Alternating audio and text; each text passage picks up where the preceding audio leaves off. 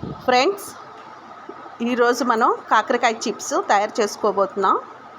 కాకరకాయ రుచికి చేదుగా ఉన్నా దీనిని తీసుకోవడం వల్ల ఎలర్జీలు పోతాయి, రక్తపోటు తగ్గుతుంది. అంతేకాకుండా డయాబెటీస్ పేషెంట్స్కి కాకరకాయను ఎక్కువగా ఉపయోగించడం వల్ల వాళ్ళ యొక్క షుగర్ లెవెల్స్ తగ్గుతాయి, స్కిన్ కూడా గ్లోయింగ్ కూడా ఉంటుంది. ఫ్రెండ్స్, ఇందులో కొంచెం శనగపిండి, బియ్యం పిండి వేసుకున్నాను. ఇదిగోండి, ఇప్పుడు చూపించాను కదా, వేసుకున్నాను. దాని తర్వాత మనం కలుపుకున్నప్పుడు కొంచెం కార్న్ఫ్లోర్ కూడా వేసుకున్నాను. కలుపుకున్నప్పుడు ఇంకా కావలిస్తే కొంచెం కొంచెం పిండి వేసుకొని కలుపుకోవచ్చు. వాటర్ మాత్రం కొంచెం వేసుకోవాలి. ఉప్పు వేసుకున్నాను. ఫ్రెండ్స్, ఇప్పుడు నేను కారం వేసాను, అందులో మసాలా కూడా కలిపాను. నింబూకా రస్ కూడా అందులో వేసుకోవచ్చు, నచ్చిన వాళ్ళు వేసుకోవచ్చు. అల్లం వెల్లుల్లిపాయ పేస్ట్ కూడా వేసుకున్నాను. దీని తర్వాత మనం డైరెక్ట్గా మిక్స్ ఇప్పుడు చేసుకోవచ్చు.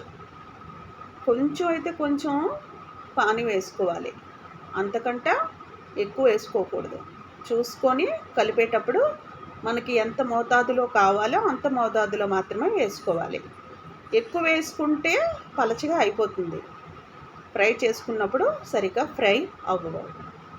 అందువల్ల మనం చూసుకుని కలుపుకున్నప్పుడు జాగ్రత్తగా మిక్స్ చేసుకోవాలి.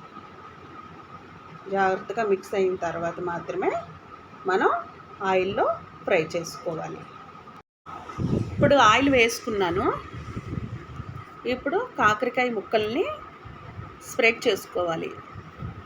పైన వేసుకోకూడదు. ఇలాగ వెలాట్ పెట్టి కడాయి పెట్టుకొని దాని లోపల అక్కడక్కడ అలా వేస్తూ ఉండాలి, స్ప్రెడ్ చేసుకుంటూ ఉండాలి. ఆయిల్ మన ఇష్టం, ఎంతైనా వేసుకోవచ్చు. ఇది కాకరకాయ ఫ్రై కనుక ఆయిల్ మన ఇష్టం. తగిన పరిమాణంలో వేసుకొని దాన్ని కాసేపటి వరకు ఫ్రై అయిన తర్వాత చూసిన తర్వాత మనం తిప్పుకోవాలి. ఇది వెంటనే తిప్పుకోకండి. వెంటనే తిప్పుకుంటే మాత్రం అది లోపల నుంచి ఉడకదు.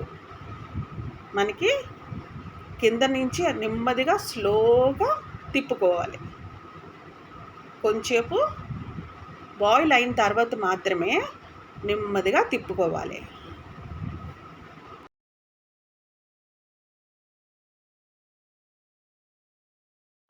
చూసారు కదా ఫ్రెండ్స్, ఇప్పుడు కాకరకాయ ముక్కలు వేగుతున్నాయి.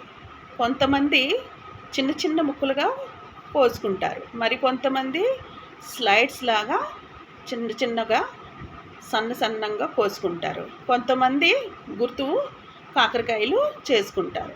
ఎవరికి ఏ విధంగా ఇష్టమో ఆ విధంగా చేసుకొని తినవచ్చు. చూసారా, కాకరకాయలు ఫ్రై అవుతున్నాయి.